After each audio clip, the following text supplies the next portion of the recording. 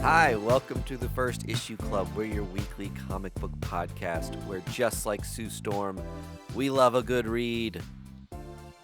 Even more topical than last week, Fantastic Four is out as we record this. I saw it today. I'm going to keep my thoughts and feelings to myself, other than generally I liked it. Mike D, I know this is a big Fantastic Four moment, but given the circumstances, could I try a new intro real quick? Yeah. I am Iron Man. Rest in peace to Ozzy Osbourne, the coolest motherfucker on the planet. Just need to get that out there. We just stopped talking about him off the microphone, and I was like, what better way to do comics and metal than Iron Man? R.I.P. Prince of Darkness. That's right. Huge week in not only deaths, but in comics. We've got San Diego Comic-Con happening, the biggest event in comic books all year long, with a list of 670 different variant covers being exclusive to this convention. And we're ranking them all, baby. Yeah, we're going to list them right now. Strap in, folks. Lock the door. Collect them all and isolate yourself from all your family members and loved ones, because you will have gone broke. So we're going to talk about some SDCC early news. We're going to talk about some comic books that we read this week so you can find a new exciting jumping on point into the wonderful world of comic books. And maybe some other stuff will come up too. But of course, before it does, we've got to say our podcast is brought to you lovingly by Boulevard Brewing Company via the Space Camper Cosmic IPA. Look, every single one of us has Space Camper or Boulevard gear. Greg rocking the Bully Porter sweatshirt with a cool dog on it. Great hoppy IPA with a variety of flavors and ABV levels. So whatever your tude and mood, there's a brew for you, dude. Wow, that was a good one. Hey, thanks. Sometimes the synapses fire correctly together, and sometimes they leave me hanging. Real quick, for those of you in the Kansas City area, don't forget that we will be at the Elite Comics Summer Jam August 16th at the Overland Park Convention Center. This is a free event that the Elite Comics is putting on. We'll be there tabling, doing a live show. A lot of great dollar books to be bought. And it's just a great way to donate money to the local children's hospitals. So if you're in the area, August 16th, come on down to the Overland Park Convention Center, see us, and buy some cool comic books. That's right. Yeah. Great fun event for a great cause. And we'll have some new buttons and things that we made there if you want to come say hi to us. So we're looking forward to it. Always a good time out at the convention center. All right. SDCC stuff. Unless you guys want me like totally voicing opinions off on Fantastic Four. Yeah, man. It's Thursday night. Yeah. Just checking. You keep your mouth shut. All right. Fair enough. We'll do this another time. You gave us the thumbs up. That's good enough for now. Yeah. We'll talk about it next week. How many stingers? 1 or 2 stingers? Oh, yeah. Oh, 2. There's the mid credits and then the very end credits. Hell yeah. Can't wait for Batman to show up. It's the big James Gunn surprise is that they're just colliding all of it together. Okay, that would make $1 trillion if they could pull it off. What I think if they could do an amalgam movie. Okay, all right. So seriously, this is not a joke. In 2032, 35, something like that, less than 10 years, Batman and Superman enter the public domain. That's going to be terrible. How does that work? They are in the public domain, and like so just the version of them that was released in like the 30s. Yeah. So my guess is they'll pull what Disney did with like a Mickey Mouse and a Winnie the Pooh, where there is a version of the character that is in public domain, but there is a version of the character that is copywritten. Yeah. right? So like Right. if Winnie the Pooh is wearing a red shirt and no pants, that's Disney and you can't do anything with that. Yes. But if Winnie the Pooh is naked, then that's like the public domain Winnie the Pooh. Okay, so Right. then my zine can be fine. Yeah. Naked. Yep. Because that's all my characters. Like I have naked Batman, naked Superman. They just Oh, like, yeah. it's not a sexual comic book. It's just like I just prefer the human form. Yeah, it's art. Yeah, it's avant-garde, Mom. You wouldn't get it. Yeah. Beautiful parody work. But I read that the other day, and my first thought was, holy shit, Marvel can use Batman free and clear. They can use a character named Batman now. Yeah. But like they can't use a man named Bruce Wayne. Yeah, I they think can. That's what I'm saying, man. Yeah, right. So like a guy named Bruce Wayne, purple hair. They can he's Batman they with can like make an actual bat costume. A billionaire named Bruce Wayne who is dresses as a bat and fights crime as Batman. Like straight up the original Batman. Yeah. Which is crazy. We're going to have some problems there. Yeah. I know, think DC legal is already I think everyone's like fine with it until it breaks the bottom line of these like huge mega corporations, and then we're gonna be like, wait a second. No, it's gonna be fucking awesome, you guys. Yeah, you get like the Pooh-verse of horror Batman movies. Listen, with the good comes the bad. All right? Oh my god. Listen, I've been living through 10 years of bad. Just give me some good. Yeah, you know how much like dark and brooding Batman stuff we're gonna have? Like all the edgelords who want to claim Batman as like this super violent maniac. Okay. We're gonna get all that stuff. Let them have it, and nobody's gonna read it. But what is Christianity but Jewish fan fiction? Pivot.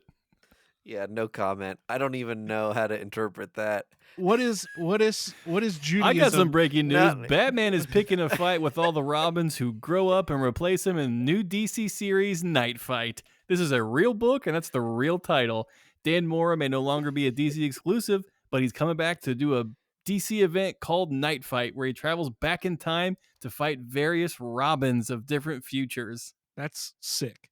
That is the greatest comic book that DC ever could have made. Yeah, what's it called? Night Fight, you said? Night Fight. KNIGHT fight. Oh my god. And the picture that Dan Mora has drawn is Batman with a baseball bat over his shoulder. Hell yeah. Hell. And I think the bat actually has the bat symbol on it. Like, is Dan Mora the smartest man alive? Okay, here's something that I didn't realize. Dan Mora isn't exclusive with DC anymore? No, his contract's up. How about that? I would love to see Dan Mora do some different stuff. Oh yeah, that's pretty slick looking. Greg's showing it on the video feed. If that's the promotional picture for this event, bravo. Sell me this bat. Yes. I hope that's an SDCC exclusive, the Batman bat. The bat. Yeah, one of Batman's biggest fears is what will happen to his children, says Williamson. It's Batman up against the Robins, but the versions of those Robins, if they became Batman. It's Batman / Jason Todd, Batman / Damian, Batman / Dick Grayson. So Williamson is writing and Dan Mora is doing the art. Okay. Mm-hmm. Yeah. That's sick. I love that. I've always said when DC leans into the silly, they nail it every time. Totally. Every time. This is a great quote from Scott Snyder. He says, Scott Snyder joked that I always said, if you don't want to write it, I'll write it. Yeah, man. I have no qualms. Have you guys seen any SDCC stuff that you're like clamoring for? What's the thing that you're like, if I could get it, I would? Like the item?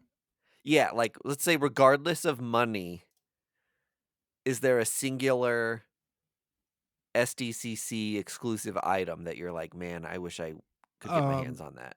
I know Mondo is doing like a big Doom action figure that's kind of cool. I've seen that. I don't know. Is that an SDCC exclusive? You can pre-order the plain one on the website right now. Yeah, I think it's the white coat variant. That's at Okay, there's a SDCC. different one. I hadn't seen that. I want to say Jay Lee did a series of variants for the Absolute Trinity. So Wonder Woman, Superman, and Batman. Yeah. And those covers look sick as hell. Also, we talked about the Art Adams Godzilla blind bags that he's doing. Yep. Those are pretty damn cool. Agree. There's a Rogue Savage Land toy that's like a foot tall. That looks pretty sick. Yeah. Wait, it's so much money though. It's like $200 and some, right? One of the things that's crazy to me is there's so many rad covers, but they're all $20 to $40 each. And who knows how long you have to like wait in line for just the one of them, you know? And by the time you've gotten it, how many other things have like potentially sold out? It's just kind of crazy. I think I would be overwhelmed if I ever went. It sounds like it's just like a nutso time. I think it'd be a thing though of just like you're so overwhelmed, you just like surrender, and you're like, you know what? I'm not buying anything. Like, Yeah. There's too many options. Yep. It's like when Yeah, I get performance anxiety at the buffet. It's like I'll just have bread. If ever there was a con to write yourself a budget for ahead of time and stick to it, like, I don't feel great about carrying cash around at these things, but the card readers always fail because there's too many people with cell phones in one place. And it's a great way to be like, I'm out of money now. Yeah. I spent what I said I'd spend, and now I walk away. You're just people watching the rest of it. And it's a way to like, oh my God, I actually spent $400. Yeah. Instead of it being on a card. Yeah, right. Ugh. I think between the big two, I would save the most money for New York Comic Con, because that seems like the true comic lovers convention. Oh, you know what? I think that was true, but I do find that SDCC is swinging back into a more comics focused mode with Marvel and DC doing like their own things now. Okay. Like this year seems like, wow, like comic exclusives are back in a way that like I haven't seen them at SDCC in a while. Like I don't think last year or the year before eclipsed 600 exclusives. I think it was like way slimmer than that. But also, we're getting silly. Wow, 600 exclusives. You know, a ton of those are just trash. Just like the ugliest fucking how many things. are Do You Poo? At least 200. All right, there's one where he's dressed as Invincible. Shut up. Is that real? One where he's dressed as Spawn with a virgin. Who's the virgin? A Fantastic Four. And that's it. So there's 4 Do You Poo exclusives. Wow, the restraint. Yep. From the Do You Poo team. But the Fantastic Four Do You Poo has 5 virgin, 5 virgin holofoil, 5 leather, 5 virgin leather, 5 metal, and 1 fucking gold virgin leather? Metal. Yeah. They're What printing the 5 hell? leather copies and 5 virgin leather copies. I don't know exactly what that means. That's some real nerd stuff. I don't think I've ever seen a leather comic. It's called the fucking planner. I saw a sale on one of the metal ones that I wanted once, and so I pulled the trigger on it, and it is more or less like a sheet of like a printed sheet on metal glued to a comic book cover. Yeah. Stupid. You would think like the whole cover is like made of like some sort of malleable tin thing that can be like folded and unfolded, but it's just glued on, which is when a little silly. when do we get to the rock cover? When do we just like get the Mm-hmm. concrete variant where it's just like a like a stone that Moses would have just with the Ten Commandments on there, but it's Savage Dragon. I'm sure Bad Idea is on it. Um, I do have a bit of news. Did you guys see that Eric Larson is returning to Spider-Man? Yeah, is it Spider-Man No. Noir, Yeah, right? he's writing Spider-Man Noir. Oh, okay. Oh, Mike D instantly. Yeah, the I- excitement just left the room. Sorry, bud. Jesus. I mean, it would have been rad for him to do ASM, but what? No, I'm assuming Noir is going to be like a quick little mini. Yeah, it's like a 6-issue mini or something. But Yeah. I mean, that's still cool, but at the same time, like, I'm not a Noir mega fan or anything. But are you a Eric Larson? I do like Eric Larson enough to just buy these no matter what. And There just you to go. clarify, he's only writing. True. He's only writing. Yeah. Okay. I'll get the first Mike's out. issue. The writer on there is Gary Larson Oh hell Far Side. yeah! from the Far Side. The most Comic. epic Larson duo. Dude, if Gary Larson and Eric Larson wrote a Spider-Man comic, I would buy every variant. Just Spider-Man Noir by the Larsons. Every page is just like a one, like Just some Spider-Man goofy ass doing cow something. doing some dumb shit.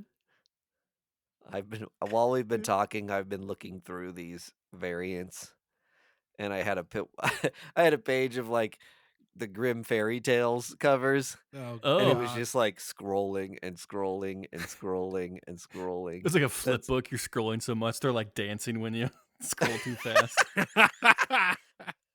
No, They're it's just out of control. tits. What's the name flopping. of that publisher again? Xenoscope? It's Zenoscope. They're one of those places that just does like tons of trashy covers. Oh yeah. They're Do completely do they unashamed. sell omnibuses? And this is a real question. Like, Zenoscope? yeah, like they seem primarily just focused on the single issues because that's like I where they make their bread and butter. Yeah, their omnibus might be here's a collection of Covers. 30. Well, honestly, if Zenoscope did a huge like 200-page cover gallery book, people would probably buy it. Mm-hmm. But I don't think they've got enough actual content to put together a cohesive story that would validate an omnibus. Hey, did anyone notice in the Zenoscope book it's just the same page over and over again? You're opening the book? Never thought to open it. They come slabbed.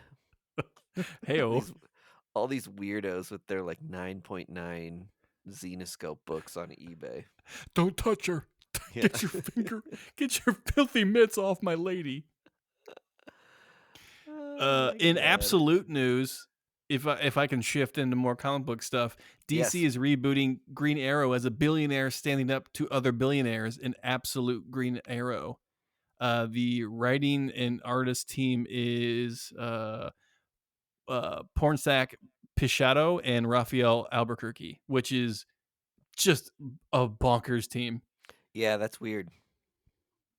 I'm super excited about this. Did you guys ever read Carrie Kyle Andrews Renato Jones, The 1%? No.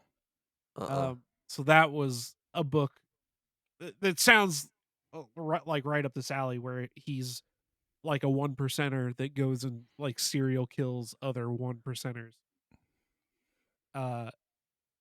Like in a like a payback way. And it sounds like this book is going to be that, but in like the DC universe. And I'm jazzed about it. Like, I Very love that interesting. idea. It says that this book is kind of a direct response to the Absolute Evil one shot that will be happening, where it will have like all the absolute villains in one, like introduced in one book, and that the Absolute Evil will inspire the Absolute Oliver Queen as he looks at all the characters in the most that he's like similar to in the DCU. That's dope. I love that. I was already excited about it, but now I'm like full bore. I'm ready for this book. Yeah. Man, there's sorry, I'm still on my bullshit. There's 6 Marvel panel exclusives. No, wait, sorry. 1, 2, there's 5. There's 9. There's 9 panel exclusives. That's the stuff I love. When I go to a con and they're like, here's a cover we're just passing out to you guys in the room. Like, that always Don't feels tell no one. nuts. It's happened to me like 4 times in my life. I've And you never weren't even had at a that. convention. It was just like in a random room. Got a Hey, comic. guess what? Yeah. CV Zabolski rips off a costume and just says, hey everyone, I know you thought you were at a Quiznos having some lunch. Well, guess what? You all are leaving with an exclusive Marvel variant. Oh, man. The secret Quiznos variant. I should have parlayed hanging out with him into trying to get more stuff. CB? Yeah. Just feed him more Boulevard beer. Just like, hey, you know That's what? right. I would love this variant. Hey, we'll ship you some Space Camper. I just want panel exclusive number 3 is all. That's all I want. That's What's all so I hard about wanted. that, man? Come on. I wonder what they're going to be. Normally, when Marvel has done them in the past and I've gotten them, they're the just the inks covers. Yeah, Just the inks. that's a lot of what they do at SDCC is like Yeah. an A cover, but it's black and white. Yes, yeah. Which I'm fine with.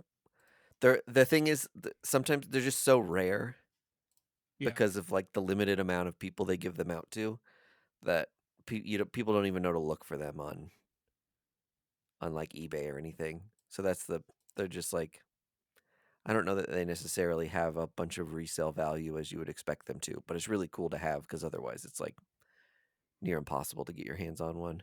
True. Very true, might be. All right, sorry, I interrupted. Did you guys see that Marvel's revamping The Punisher with Jimmy Palmiotti and Dan Panosian? It did. I love that It's so much. That's gonna be, I think part of their like, not Max, but their their darker imprint. Yeah, Which the Red Band. is it for Red Band? Yeah, it's a Red Band book. Oh no. So, I'm sorry. It's the limited Marvel Knights thing that they're doing. Oh, so that's different than the Red Band thing. Yeah. Okay. Because I didn't think it was a Red Band, but yeah, they're bringing it back for their Marvel Knights line. Cool. And I mean, Palmiotti is very fluent in the Punisher lore, so like that is amazing. But to have Dan Panosian in there is next level cool. Yeah, that's super cool. Yeah, that's awesome. Because Palmiotti did the inks on name a Marvel Knights book from the 90s. He was probably inking it. Mm-hmm.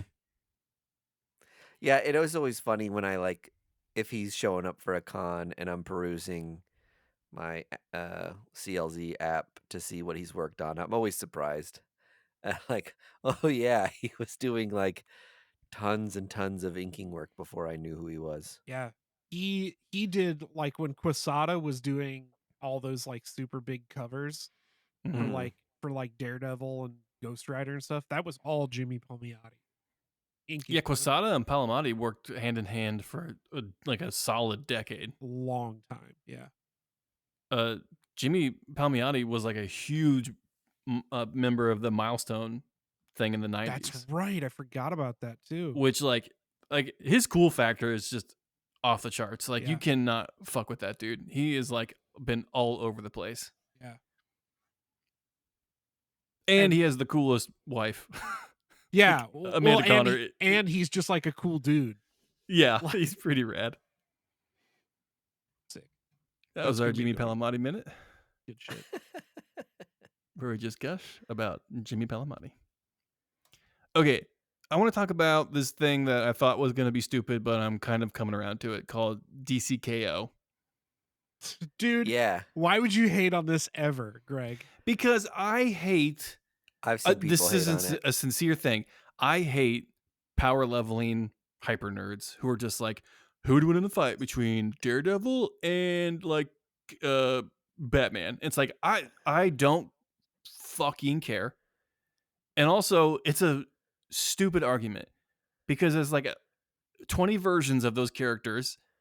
And are you dropping them into like a vacuum or like a different scenario? Like they never follow up with like specific details. They just like name two people. And they're like, okay, who would win in a fight between Hellboy and Goku? And it's like, what the fuck are they doing fighting each other? First of all, I need motive here. And also, it's not a fun conversation to have. It's just not. Yeah, but it's super fun to see Superman punch Batman in a comic book.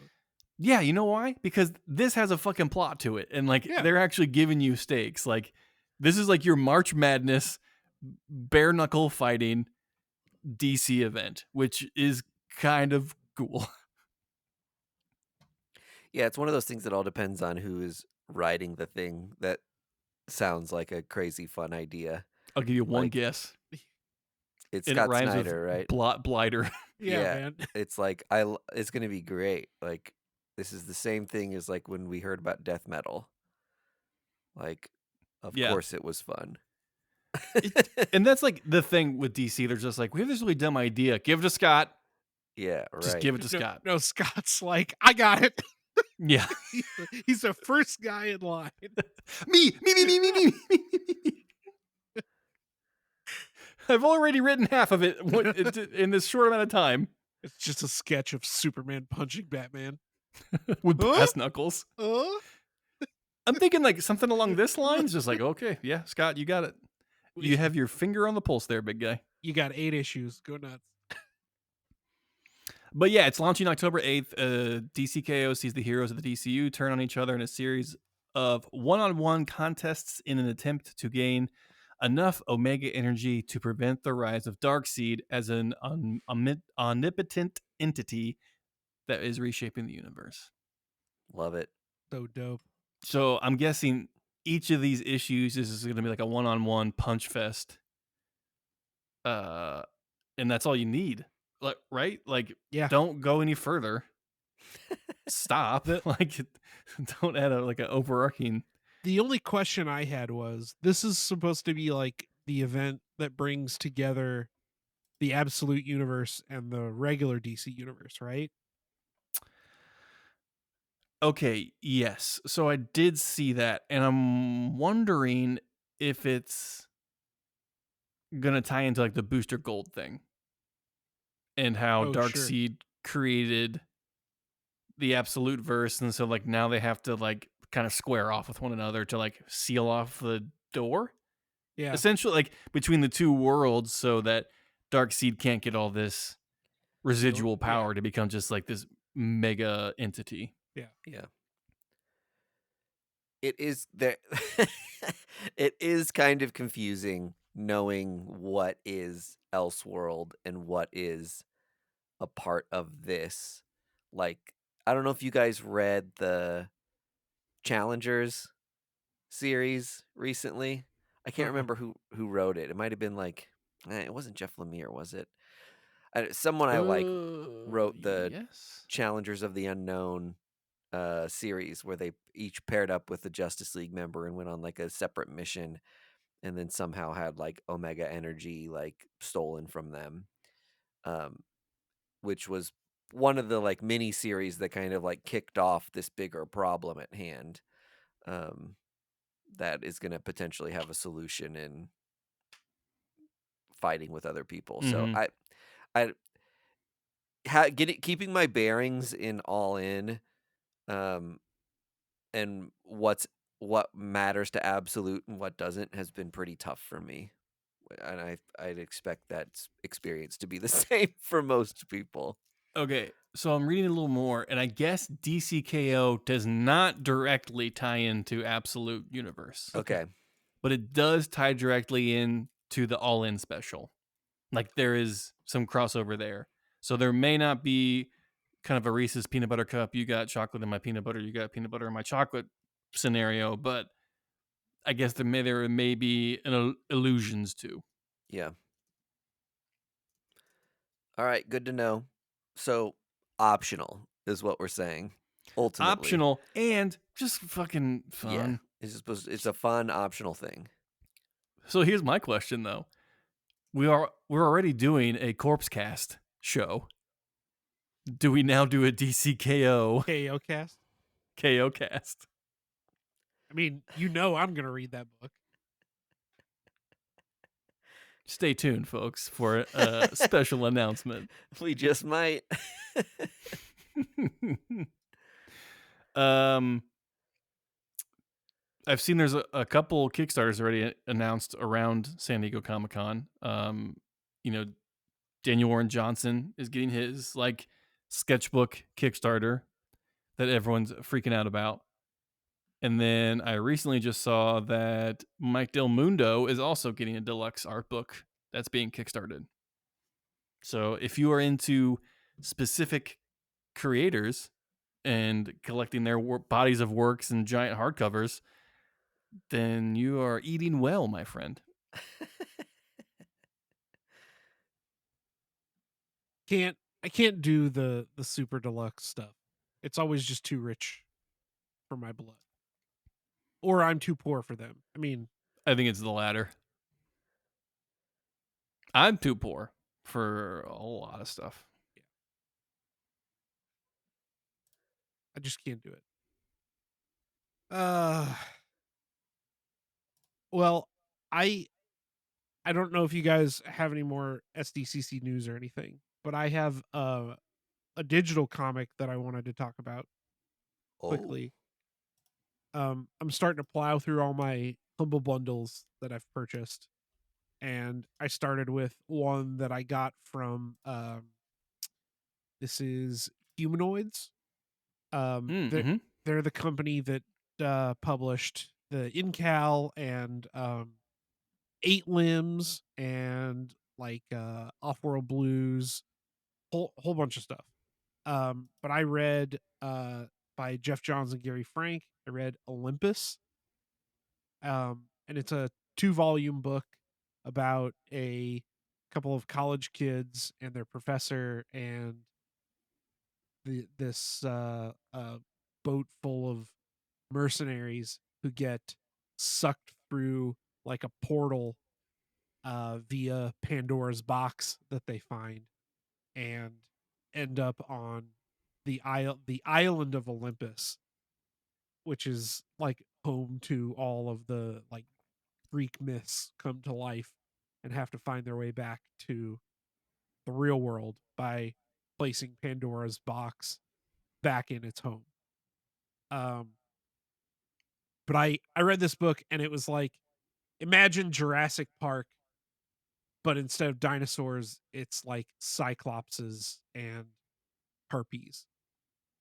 So Like, Clash of the Titans? yeah, it's like Clash of the Titans, but contained in like on an island with modern folks as the heroes.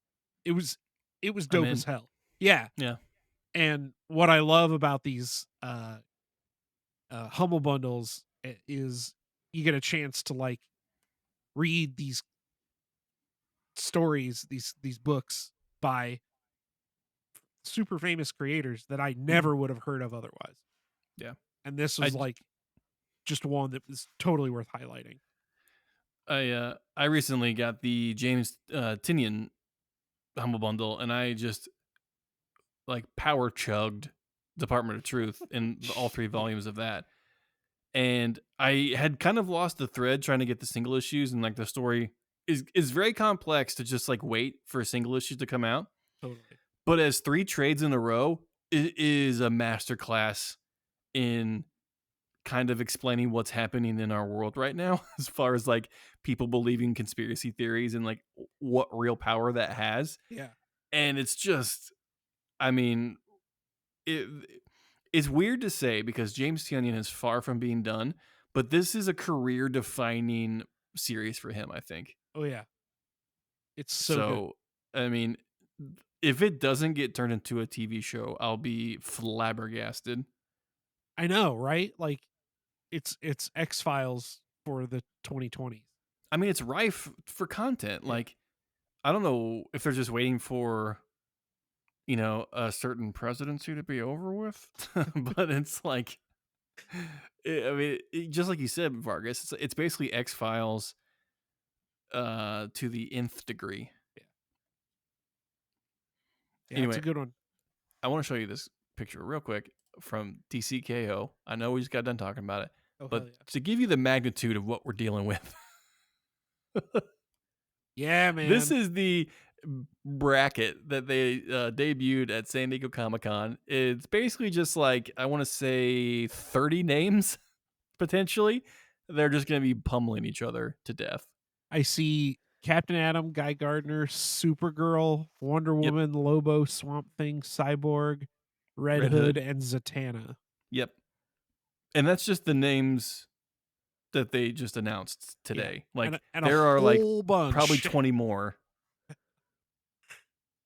That's dope. I love this. Every like, you can even comic see, is going to like, come with a bracket now. You said everything Yeah, should come with a bracket? Yeah. that's the next bracket variants. Get your bracket variant. God. I love that. Yeah, so this will be very fun if you just treat it as fun. Totally. Yeah, this is going to be big and goofy. I Oh, wonder and why I they don't- just gave us 1, 2, 3, 4, 5, 6, 7, 8, 9, 10 characters. Because we already know that Superman's going to be in there and Batman's going to be in there. I don't know. Maybe it's just a thing that just like slowly drip out to get people more and more excited. Yeah, I didn't know if there was like some sort of reveal that it was happening in other books. It looks like they're just giving it away that as a preview.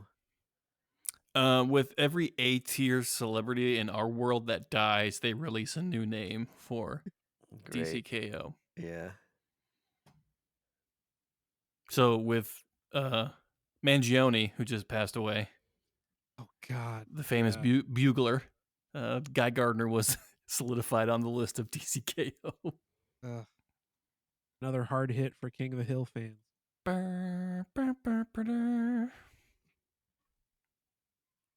All right. Do we talk about comic books now? Let's do it. Yeah, I think we do. Hell yeah. What did we all read? Andy, I know you and I read Godzilla. Come on. Obviously. Yeah, let's get to that. Headlining our first issues for the week. Greg, what did you think of Godzilla? Godzilla, helmed by Tim Seeley, the best person to do this. Because he has proven that if you want to relaunch or reintroduce an IP into the comic book world, he is the capable hands you want it in. He's done this before 2 or 3 times, I think, already. And it's been a hit every single time. Yeah. This is going to sound stupid, Godzilla canon. This is Toho approved in everything. They reference old Godzilla movies. We are just to assume that, potentially this stuff that is introduced in the comic book could be used in a Godzilla movie. Andy, am I right so far? Yeah, Jet Jaguar shows up in everything. Jet Jaguar in this comic book was a wonderful surprise. And for old school Godzilla heads, you are eating delicious content today. Essentially what this is G-Force is in America doing their thing, fighting kaiju because they have awoken Godzilla in this world. He is like destroyed Tokyo, and so like they've walled off these big metropolises to make sure that these kaiju can't get in. They have alluded to this place called the Dead Zone, which is getting its own comic book in a couple of weeks. And so this primarily follows the American G-Force team as they go and find their new member who has like Godzilla powers, Andy? Yeah, so they have introduced this concept to the Godzilla mythos called Kaisei energy, which is like the energy that kaiju have. Yeah, big And- monster energy. Yeah, big monster energy. And this newest member of the team has access to and can control Kaisei energy. So he potentially has the ability to kill Godzilla because Godzilla's whole deal, Godzilla's energy, comes from this Kaisei energy. Mm-hmm. So he gets hit with a full blast of Godzilla's atomic breath and just like shrugs it off. And in a very cool panel, Mm-hmm. you get an image of this guy who is the size of a dude after getting blasted by He's dude sized, so he's use that for reference. Imagine a dude. He's about that size. He gets blasted with atomic breath, and then you get a sick panel of him just like facing down Godzilla, Right. and then Godzilla's face like 50 feet in the air. Yep. Looking afraid. And what's great about this story, and that Tim Seeley did so great, is like this kid doesn't know how to control it. You know what I mean? So like they're simultaneously hiring this kid and training him to use these special Godzilla powers. Yeah. And so we are definitely getting a team up book. We're definitely getting fish out of water book. We're definitely getting, a training young protege book. Andy, I have bought and pre-ordered and subscribed to this book, to the Dead Zone book. Oh yeah. And Spaceship Godzilla, which is like basically Mecha Godzilla in outer space. Yeah. I think Spaceship Godzilla takes place like in the far future. This book and Dead Zone take place like basically 2025, but like right. Mm-hmm. Present day, but like alternate reality or whatever in the Godzilla like timeline. These 3 books seem so fresh and so user friendly to just jump right into Godzilla stuff, because Godzilla and all the kaiju stuff is not a hard pill to swallow. You know what I mean? It's society versus giant creature. That's all you need to just really wrap your head around. You don't need to know who Jet Jaguar is. You don't need to know who G-Force is. You'll pick it up as you go. Like it's like pickleball. You'll just learn on the fly. But the sure-footedness of this first book right here has just really given me the concrete trust that I needed to continue subscribing to this little Godzilla verse that they're building. Yeah. Mike, what do you think this sounds like? I'm interested in an outsider's perspective based on all the stuff we've just rambled about. It sounds like I don't understand it to some extent. Like I didn't know there was like a G-Force gang. Is that what they're called?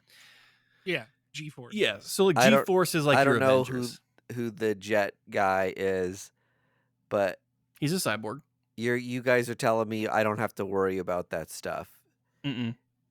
But part of me is like, yeah, giant dinosaur smashing a city is fun regardless of plot.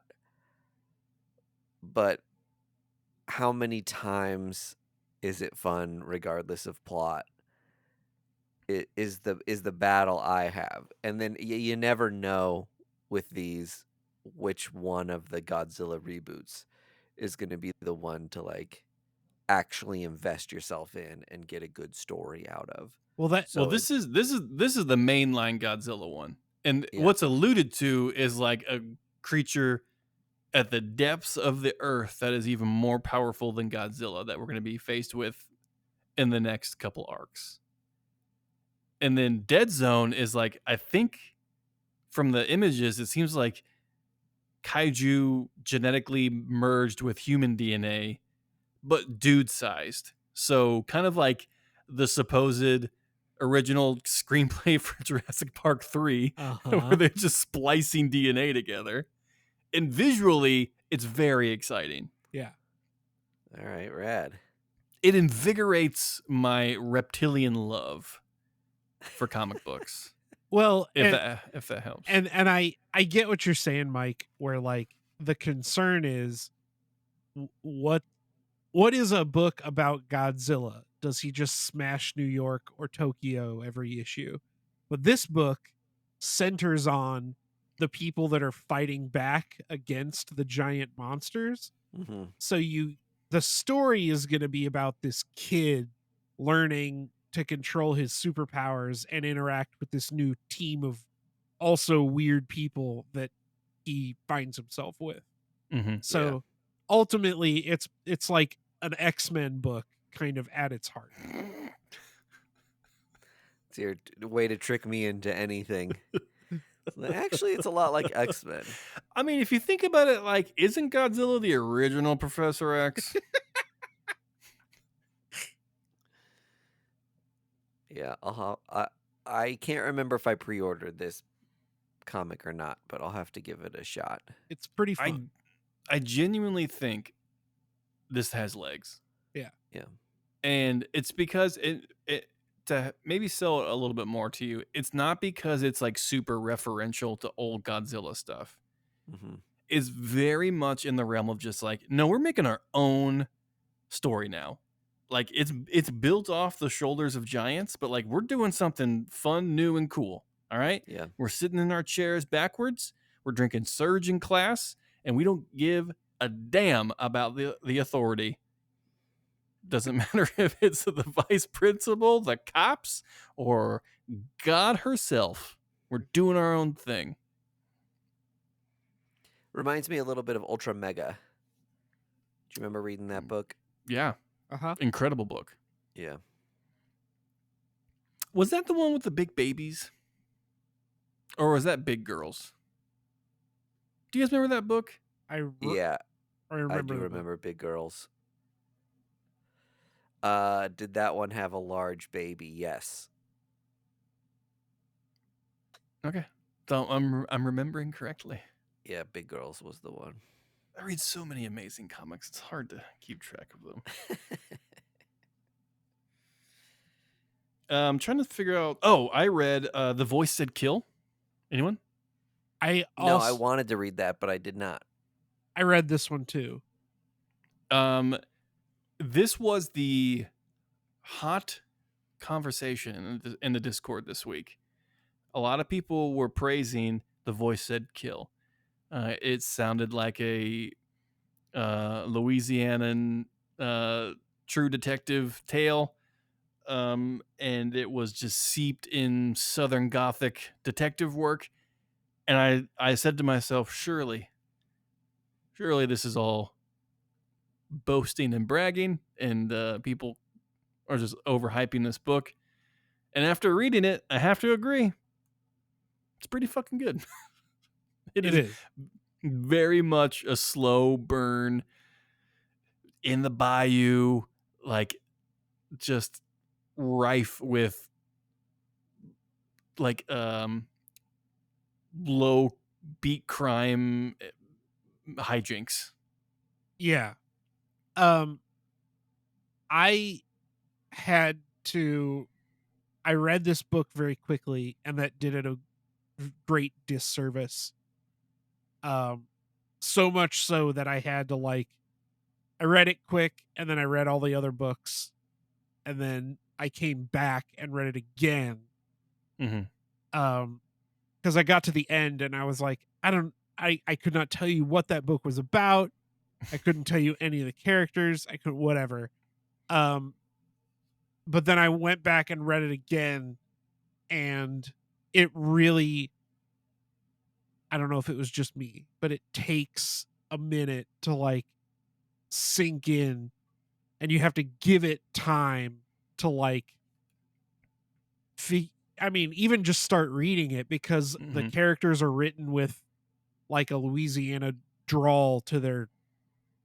Yeah, you can hear the Creole in the voices, and it does very much move like how you would move through a swamp. Exactly. Yeah, You're just kind of like lumbering through it, and you start out with this, particular story, and you're like, where are we going with this? And then it's kind of like cracks wide open. You're like, oh, okay, I know where we're going now, or I think I know where I'm going now.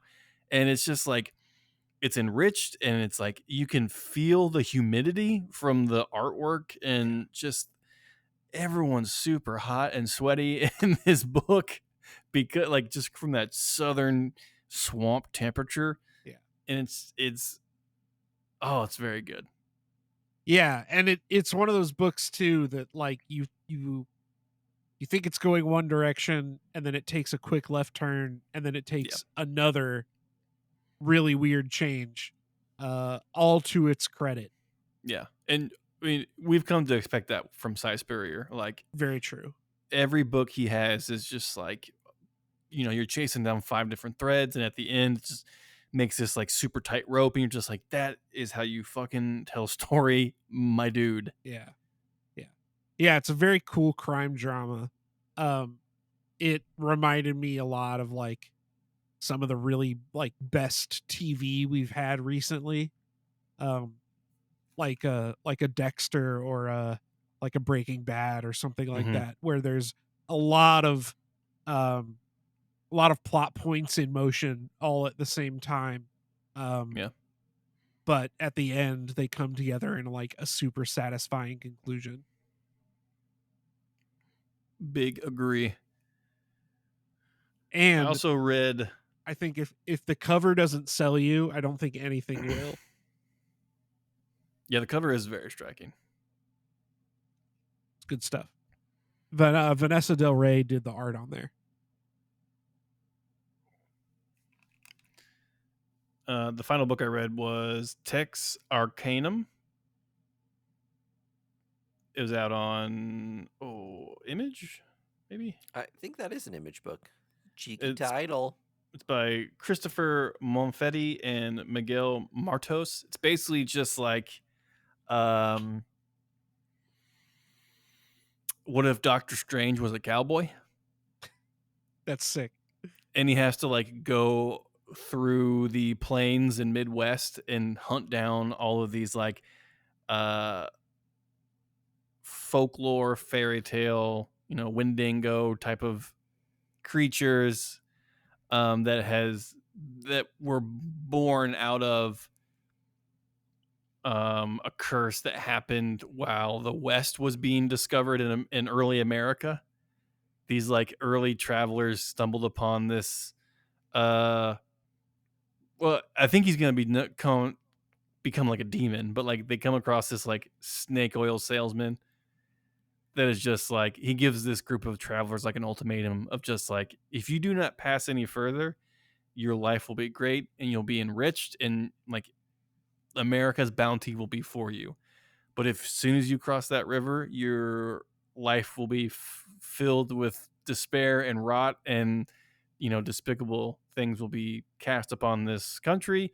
And of course, the travelers are just like, okay, well, we're just gonna keep going then. And then that's like when the curse from the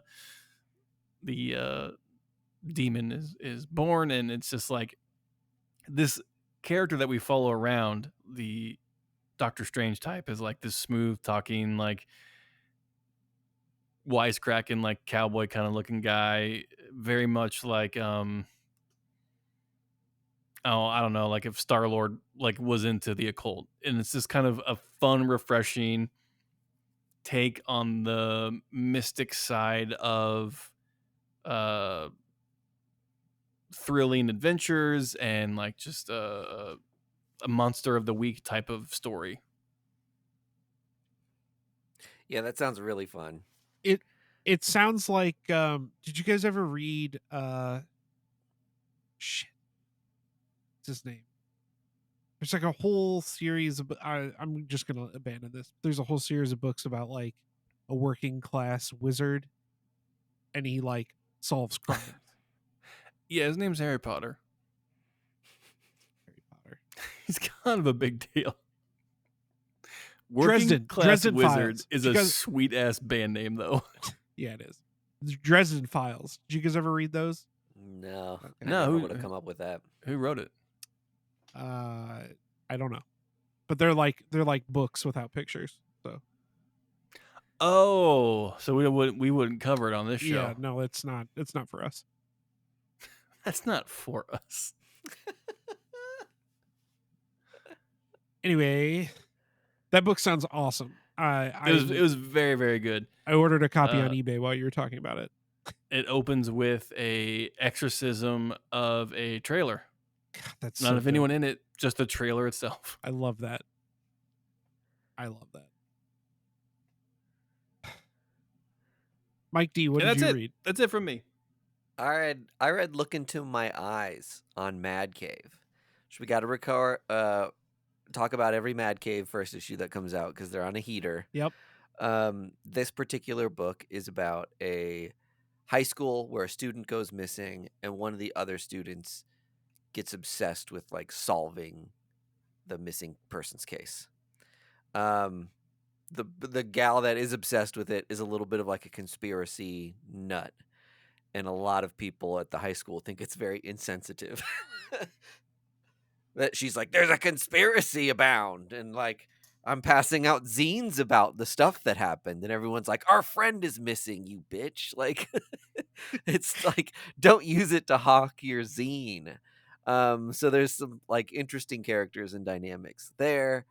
um I will say, like, there is kind of like a boogie monster in this that is a monster that's like a pile of muck with a bunch of eyeballs. It's very confusing, like what the exact attachment to the problem the muck monster is, but the whole thing revolves around a social media app getting really popular in this small town. It's basically like a TikTok comp called Knock Knock. and and I'm assuming the eyeball monster is like it's taking all of everyone's attention away from, the problem at hand, and it's turning us all into this like one big monster that's like distracted. Um it is a little We had a bit of discourse around this on the Discord about how sometimes it is very tired to read a book that's messages. Social media is bad. It's like, or we're gonna personify a monster that is social media, because it does feel like people have had this take in sci-fi and horror comics for like a good solid 15 years now.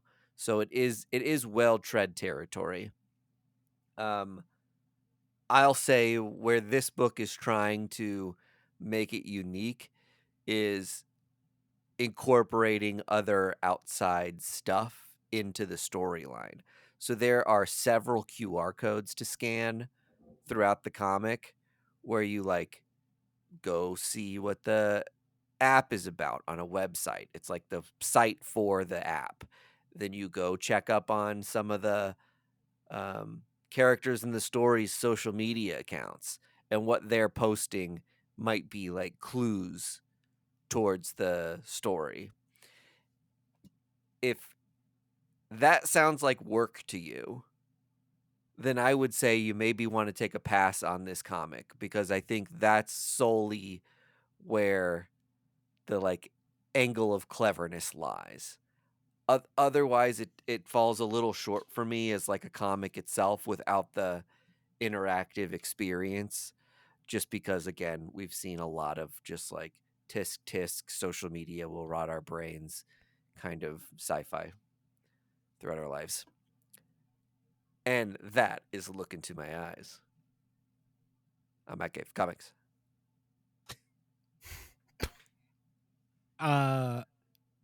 Excellent, thank you. Good book report. I also read Catacomb of Torment, which is the Great title. What? Catacomb of How did Torment. DC how or did I- Marvel? How did I miss this one? It's what EC replaced Epitaphs from the Abyss with. Oh, okay. All right. So it's sort of just more of the same of that in like the absolute best way possible. The highlight from this one is a story about a chef who is killing people and growing mushrooms in their corpses. And Yeah, I then just saw the cover. It's pretty gnarly. oh, it's so sick. It's so good, you guys. Oni's releasing those, right? Yeah. Well, EC is now an Oni imprint, but Via yeah. Oni, yeah. Oh, right. Sorry. Yeah. Yeah. Of course. But Matt Kent wrote a story in here and some other. I mean, obviously, it's an anthology stuff. If you read any of the EC books, you know what this is by now. But I And you should be by now, everyone. We've raved about it too much for you to just ignore it. Yeah, but it was a new number 1, so I had to remind people that like EC is still knocking it out of the fucking park. Yeah. I also read. I think this is from last week, but I thought it bared talking about. Did you guys talk about Big Rig? We back around Free Comic Book Day. Yeah. We talked about it. I think this is a double issue though, right? Yes, this is parts 1 and 2. Yeah. This book is kind of a lot. It's like every idea. Have you listened to Bentley and Beer Bongs? It's like every idea that Post Malone had for a comic book smashed all together. I gotta get them out now. Yeah, it's like medieval Europe is being overrun by demons, and this guy prays, I guess, for help, and a comet crashes into his village, but the comet is actually a big semi truck that's full of guns. So he has to drive the semi truck around and pick up survivors and kill demons. That's basically where the first issue ends. That's I liked this book better when it was called Ghost Fleet. Is there more? Would you say there's more in part 2? You get introduced to side characters in part 2. So there's like a Viking witch that shows up, and I mean, how many sexy demons and angels are there in this? Well, one, I guess Lucifer is pretty hot. I'm disappointed. This should be teaming with them. I mean, it's a fun book. It would be a lot more fun if it was like $3.99 instead of $6.99. I mean, it's a double issue. I guess I can't knock it that hard. Like it was a big goofy comic book and it served that purpose.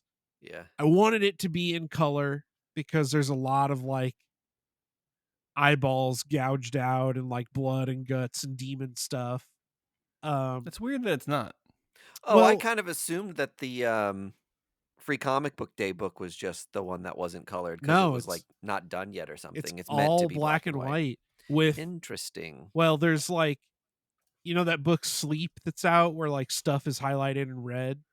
It's kind of the same way in this book where like the truck is red, and when you see Lucifer is red. But pretty much everything else is black and white. But it really feels like there could have been a way to like highlight stuff while this also like with it being in color, because it kind of begs for colors. And I wonder if they'll go back and do like what Walking Dead did and do like Big Rig Deluxe, you know. Oh, now it's colored. And now it's in color. So gotta buy it twice. Yeah. You know the hardcover's already out. Yeah. For $50 you can buy the hardcover. So I don't know. I really won't knock it too hard. There's just not a lot. They got a Daniel Warren Johnson variant cover. The gall. They sure do. The gall. Sure do. And the $200 version is already sold out. Yeah, it was fun enough. There's just a lot of ideas all being mushed together. Yeah, well, the guy that does Barbaric is on the art, Morikai or something like that. Correct. Moritzi. I don't know how you pronounce his name, but rad art, over the top idea.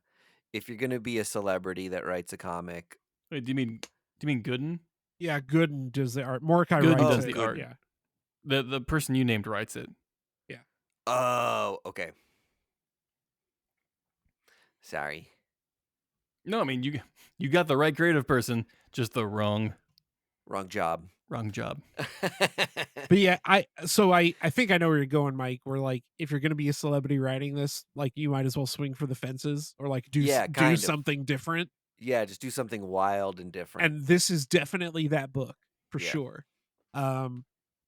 If this ends up being, I guess, like a 3 issue, because there's like two chapters in every book. Like issue 2 is being advertised as another double issue. So Yeah. if this ends up being 3 double issues, sure, it's kind of, Mhm. inoffensive enough and takes a wild swing and all that stuff. Yeah. If they try to like milk it for 12 issues, I don't know about that, but I guess we'll Yeah. see. That's Post Malone. But Post, if you want to come on our show and Yep. talk about Big Rig, we would love to have you. Open invite. Any episode. Yeah, any Yeah. episode. If you want to come and talk about what it's like to record with Ozzy, I would love to talk to you about that. Or which superhero uses stick deodorant or spray deodorant? Hey, now you're talking. And that's it. That's what I read. That's a full week of comics, folks. We got a big fat episode for SDCC Day 1 and comic books. Next week, maybe we'll talk about Fantastic Four First Steps. But whatever happens, rest assured we'll be there. We always are. Sayonara, folks. Bye-bye. First Issue Club podcast is brought to you by Boulevard Brewing Company, the people responsible for our favorite drinks, the Space Camper Cosmic IPA family of beers. Our show is edited and produced by our hosts Mike DeStacy, Greg Lichtag, and Andy Vargas. You can find us on social media at First Issue Club, and you can join the supporters who keep our humble podcast going on our Patreon at patreon.com/firstissueclub.